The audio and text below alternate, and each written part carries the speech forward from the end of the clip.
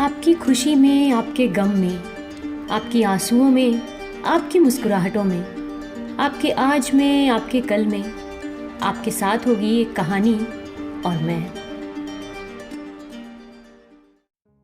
नमस्कार दोस्तों, आप सभी का स्वागत है मेरे चैनल कथा सागर में।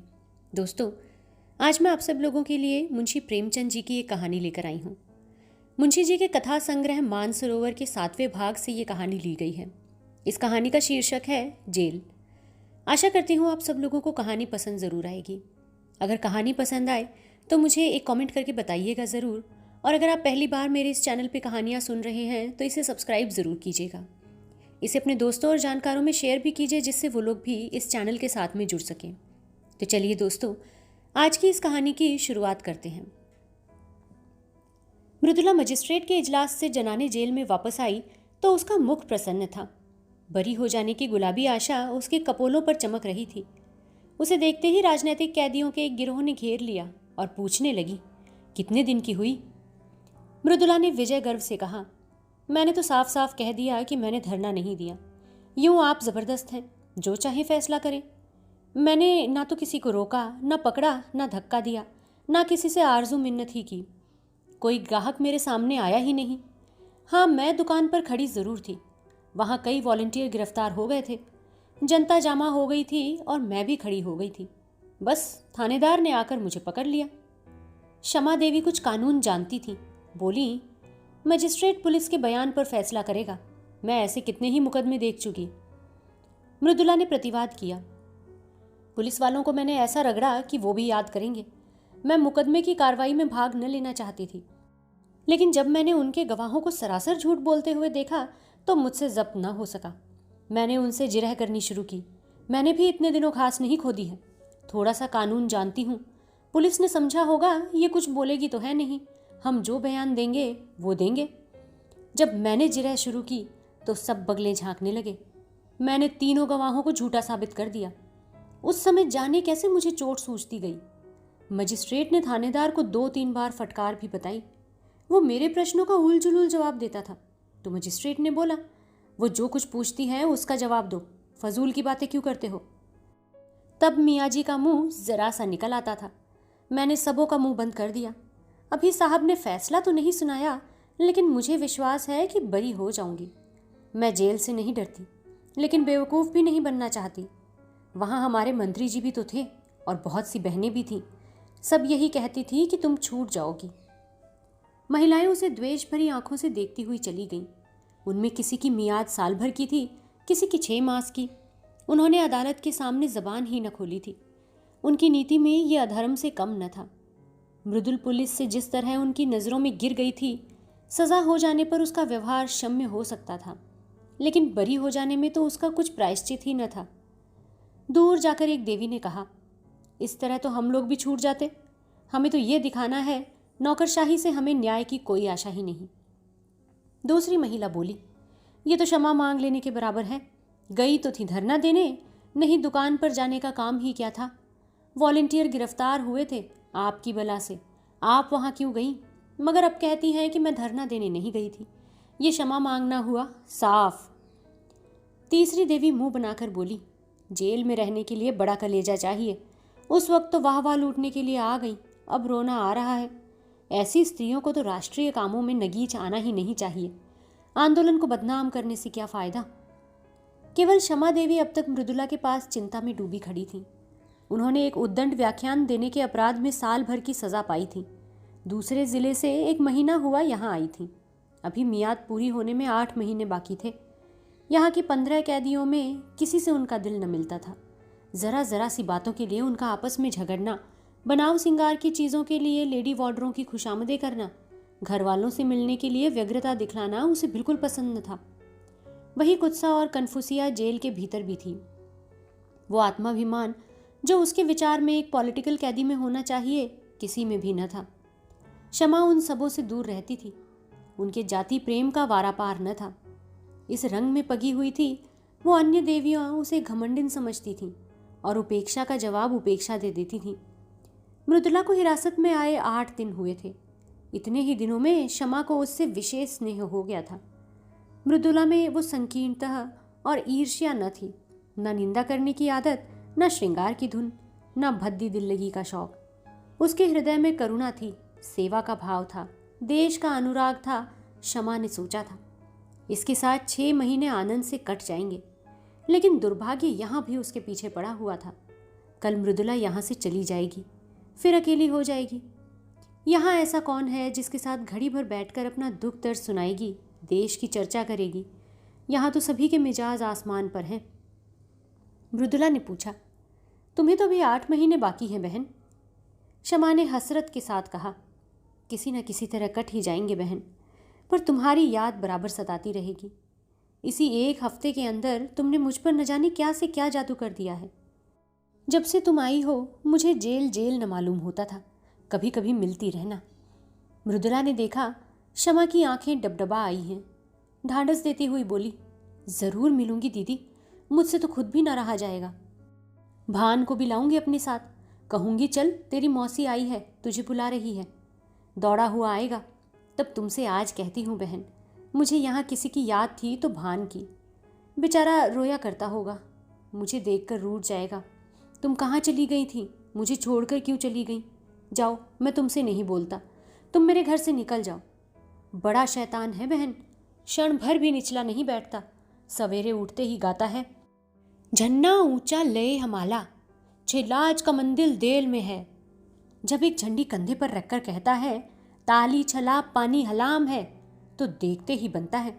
बाप को तो कहता है तुम गुलाम हो, वो एक अंग्रेजी कंपनी में है, बार बार इस्तीफा देने का विचार करके रह जाते हैं। लेकिन गुजर बसर के लिए कोई उद्यम करना ही पड़ेगा, कैसे छोड़े? वो तो छोड़ बैठे होते।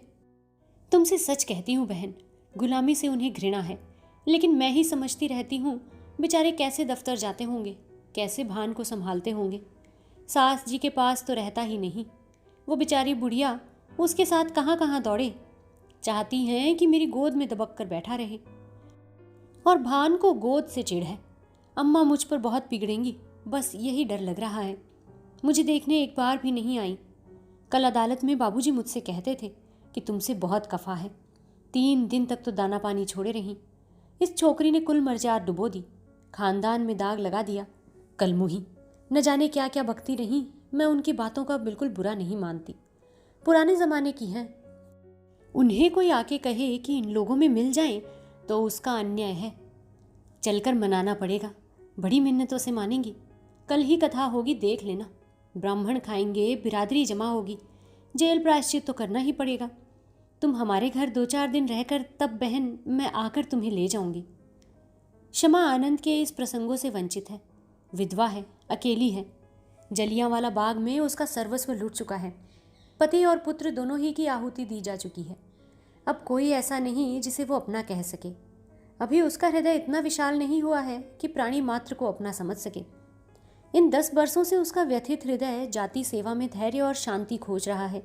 जिन कारणों ने उसके बसे हुए घर को उजाड़ दिया, उसकी गोद सूनी कर दी, उन कारणों को अंत करने के लिए, उनको मिटाने में वो जी जान से लगी हुई थी।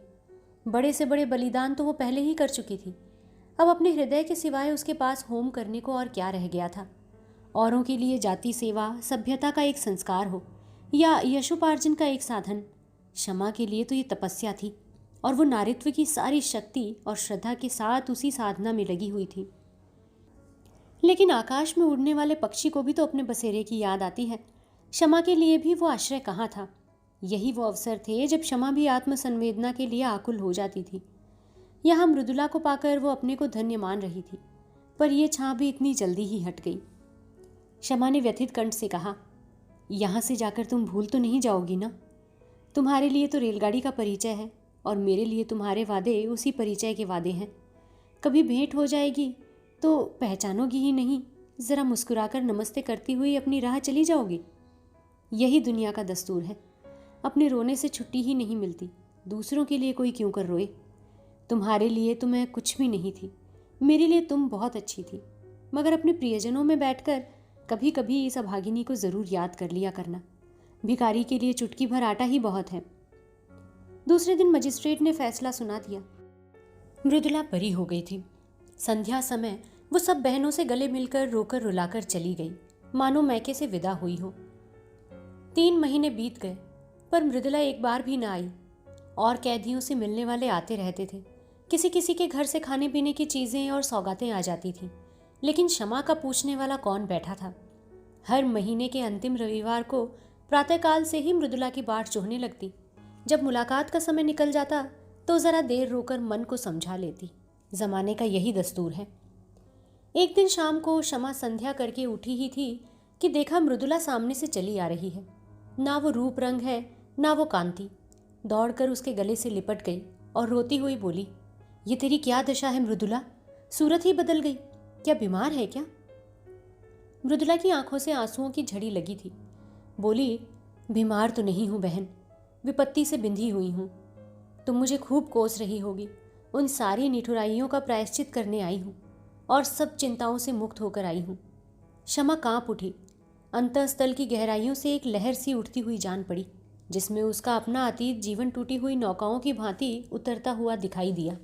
रुंधे हुए कंठ से बोली, कुशल तो है बहन? इतनी जल्दी तुम यहाँ फिर क्यों आ गई? अभी तो 3 महीने भी नहीं हुए। मृदुला मुस्कुराई, पर उसकी मुस्कुराहट में रुदन छिपा हुआ था।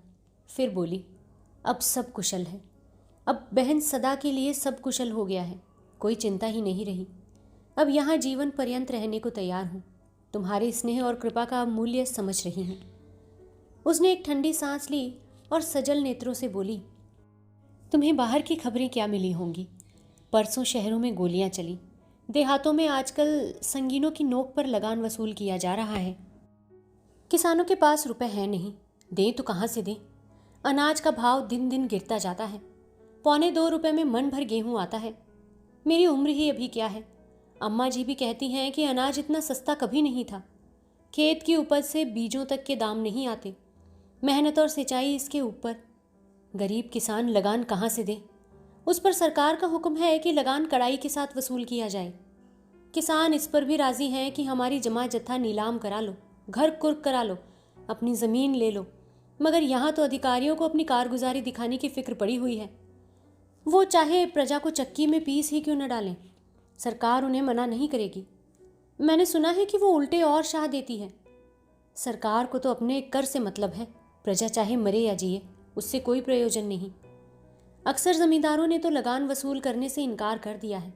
अब पुलिस उनकी मदद पर भेजी गई है। भैरोगंज का सारा इलाका लूटा जा रहा है। मरता क्या न करता, किसान भी घर बार छोड़कर भागे जा रहे हैं।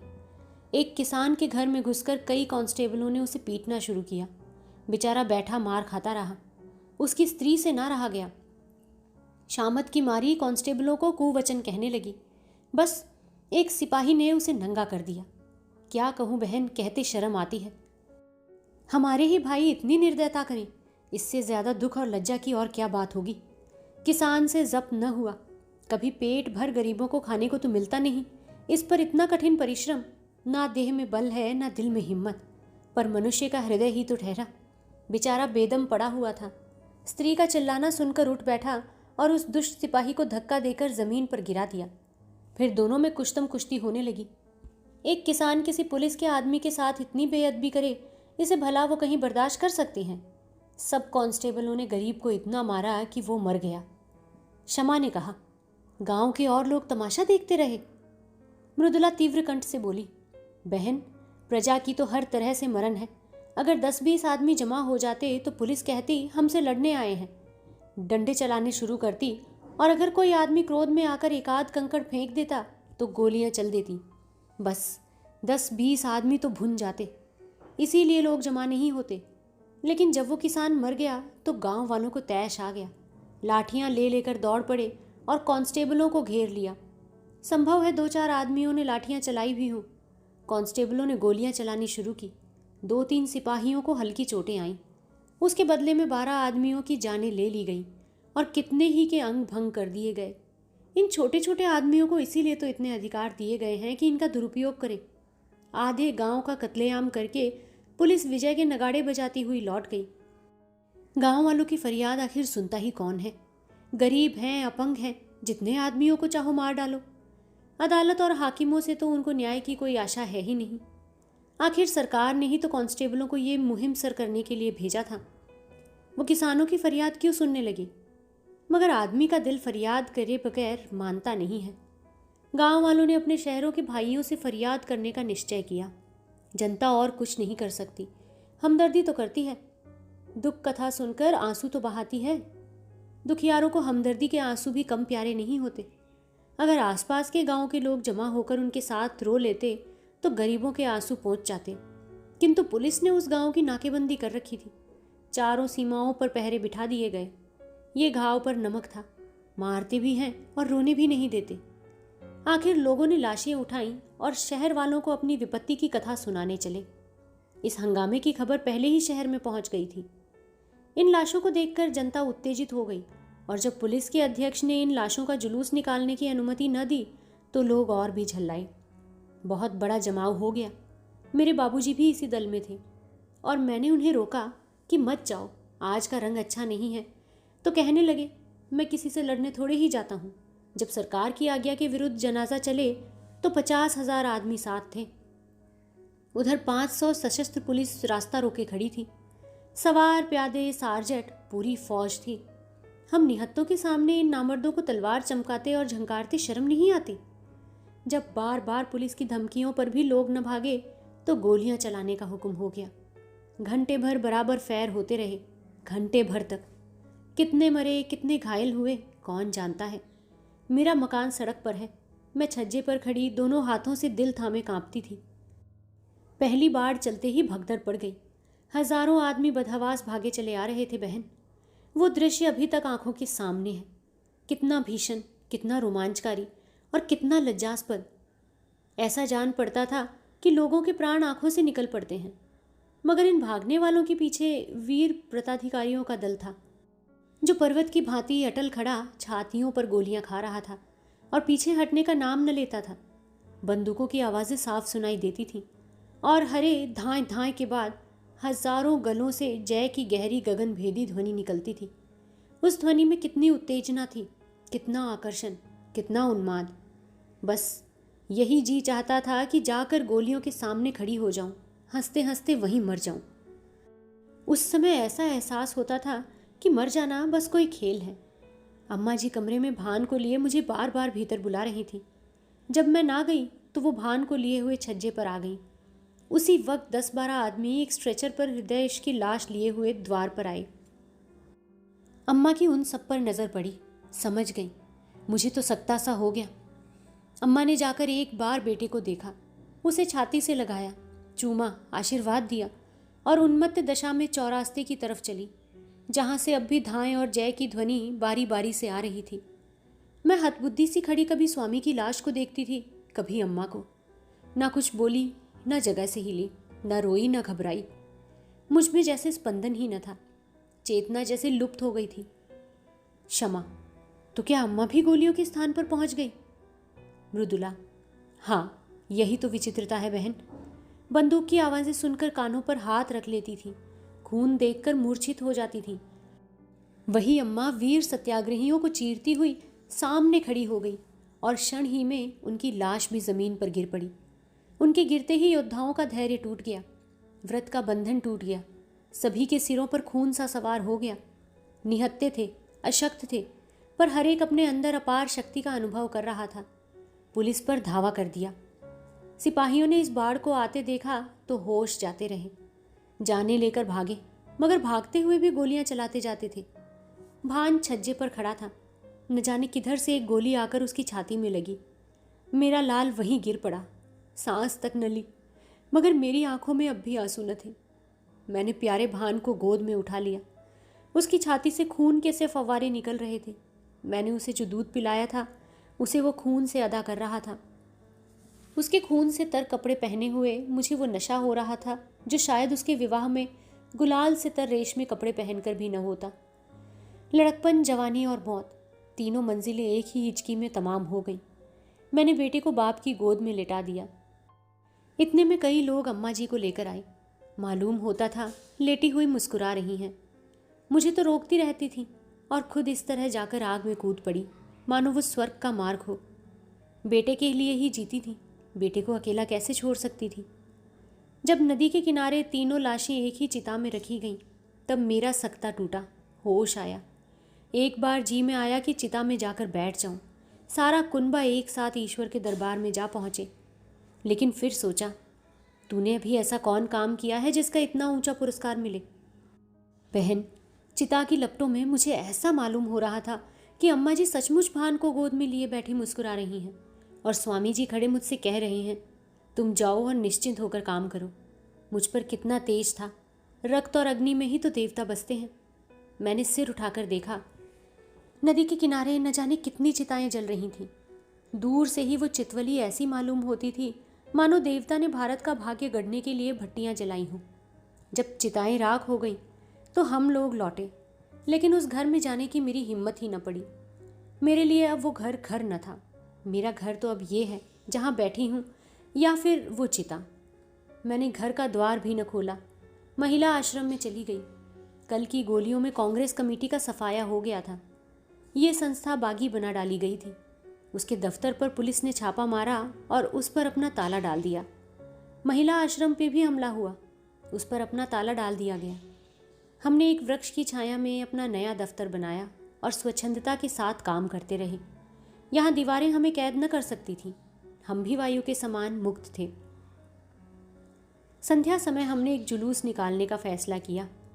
कल के रक्तपात की स्मृति, हर्ष और मुबारकबाद में जुलूस निकालना आवश्यक भी तो था। लोग कहते हैं कि जुलूस निकालने से क्या होता है? इससे ये सिद्ध होता है कि हम जीवित हैं, अटल हैं और मैदान से हटे नहीं हैं। हमें अपने हार न मानने वाले आत्माभिमान का प्रमाण देना था। हमें ये दिखाना था कि हम गोलियों और अत्याचार से भयभीत होकर अपने लक्ष्य से हटने वाले नहीं, और हम उस व्यवस्था का अंत करके ही रहेंगे जिसका आधार स्वार्थपरता और खून पर है।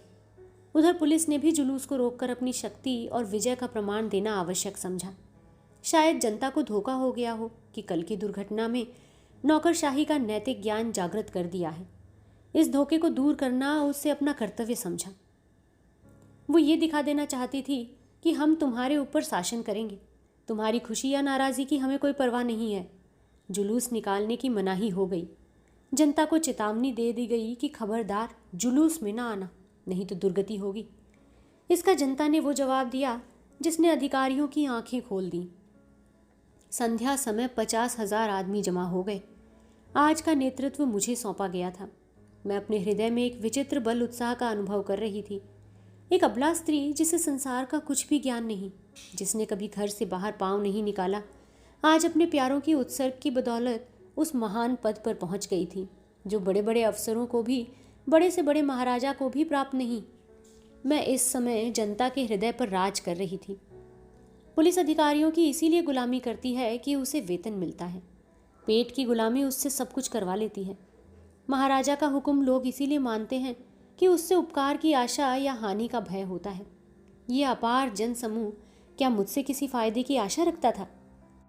उसे मुझसे किसी हानि का भय था? कदापि नहीं।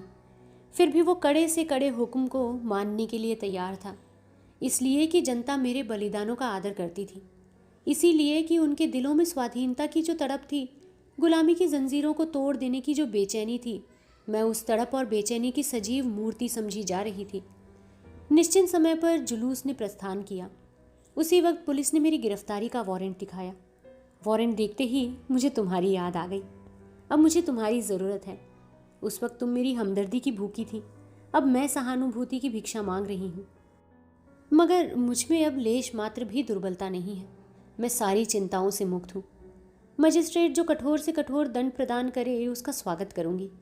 अब मैं पुलिस के किसी आक्षेप का असत्य आरोपण का प्रतिपाद न करूँगी, क्योंकि मैं जानती हूँ मैं जेल के बाहर रहकर जो कुछ कर सकती हूँ, जेल के अंदर रहकर उससे कहीं ज़्यादा कर सकती हूँ। जेल के बाहर भूलों की संभावना है, बहकने का भय है, समझौते का प्रलोभन है, स्पर्धा की चिंता है। जेल सम्मान और भक्ति की एक रेखा है जिसके भीतर शैतान कदम नहीं रख सकता। मैदान में जलता हुआ अलाव वायु में अपनी उष्णता को खो देता है, लेकिन इंजन में बंद होकर वही आग संचालक शक्ति का अखंड भंडार बन जाती है। अन्य देवियां भी आ पहुंची और मृदुला सबसे गले मिलने लगी। फिर भारत माता की जय की ध्वनि जेल की दीवारों को चीरती हुई आकाश में जा पहुंची। तो दोस्तों, आशा करती हूँ आपको आज की हमारी ये कहानी पसंद ज़रूर आई होगी। इस कहानी में जो देशभक्ति का परिचय इस कहानी के पात्रों ने दिया है, और जिस उत्साह से वो अपने देश के लिए लड़े, उसे आज़ाद कराने के लिए जिस तरीके से उन्होंने अपनी प्राणों की बिल्कुल कोई परवाह न की और अपने प्राण तक न्योछावर कर दिए, उसी वजह से आज हम लोग एक आज़ाद देश में एक आज़ाद और खुशहाल जीवन जी रहे हैं। उनका बलिदान हमें कभी नहीं भूलना है और हमें नतमस्तक होकर उन वीर और वीरांगनाओं का कोटि कोटि नमन और धन्यवाद करना है। तो दोस्तों, आशा करती हूँ आपको आज की ये देशभक्ति की कहानी बहुत पसंद आई होगी। अगर आपको कहानी पसंद आई है तो मुझे कमेंट करके ज़रूर बताइएगा। तो चलिए, जल्दी ही आप लोगों से फिर से मुलाकात होगी एक नई कहानी के साथ में। तब तक के लिए आप सबकी आज्ञा लेना चाहूँगी।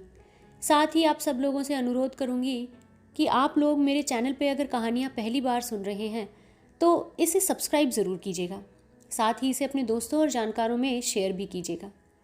तो चलिए दोस्तों, जल्दी ही आपसे दोबारा मुलाकात होगी एक नई कहानी के साथ। आप अपना और अपने पूरे परिवार का ध्यान रखिए, खुश रहिए और स्वस्थ रहिए। नमस्कार।